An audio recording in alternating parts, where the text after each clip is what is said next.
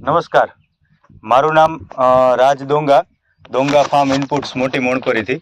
હવે આપણે ભારત કૃષિ કેરનું શ્રીફોસ આવે એનું રિઝલ્ટ જોવા માટે આપણે અહીંયા ફિલ્ડમાં આવ્યા છીએ.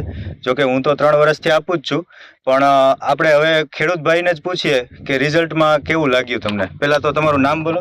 જયસુખભાઈ પરબતભાઈ સાવલિયા, ગામ મોટી મોણપરી. મોબાઈલ નંબર બોલો. 9909585067. હવે આપણે તમે કયો એમ અડધામાં આપણે ડીએપી વાપરેલું છે અને અડધામાં શ્રીફોસ વાપરેલું છે. આપણે ટ્રાય કરવા માટે જ લીધું હતું, બરાબર ને? તો કઈ બાજુ ડીએપી છે ને કઈ બાજુ શ્રીફોસ છે? આ બાજુ શ્રીફોસ છે અને આ બાજુ ડીએપી છે. તો તમને શું કઈ ફેર દેખાય છે બેયમાં? શ્રીફોસમાં સારું જ છે.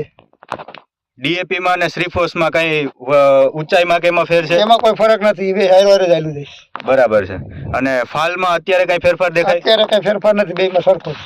એટલે તો આપણે એમ કહી શકીએ કે ડીએપી અને શ્રીફોસ બેયનું ટૂંકમાં સોયાબીનમાં જો પાયામાં વાવ્યું હોય તો બેયનું રિઝલ્ટ એક સરખું જ આવે. એટલે ડીએપી ની જરૂર ન પડે જો આપણે શ્રીફોસ નાખતા હોય તો, બરાબર છે? હા, ડીએપી ની જરૂર ન પડે. ખાલી આપણને ફાયદો એ કે ડીએપી રાસાયણિક આવે, જમીન કઠણ કરે, અને શ્રીફોસ છે એ જમીન પોષી રાખે. હા, નેચરલ છે એટલે જમીન પોચી રાખે. અને છેલ્લે પાક ટાણે આપણને જે હોય એમાં ધ્યાન પડશે. ડિફરન્સ દેખાય. હા, પેલા ક્યુ પાકે છે, બરાબર છે. અને શિયાળામાં આ ખાતર વાપરા જેવું? હા, વાપરા જેવું છે. આપણે યાદ વાપરવું. બરાબર. આપણે ડીએપી ની બાજુમાં વાવું કે આખું ઈ જ કરી નાખું? આખું ઈ જ કરી નાખું, ડીએપી નથી વાપરવું. તો પછી ડીએપી ની જરૂર ન પડે ને હવે? નહીં, ડીએપી ની જરૂર ન પડે. બરાબર છે.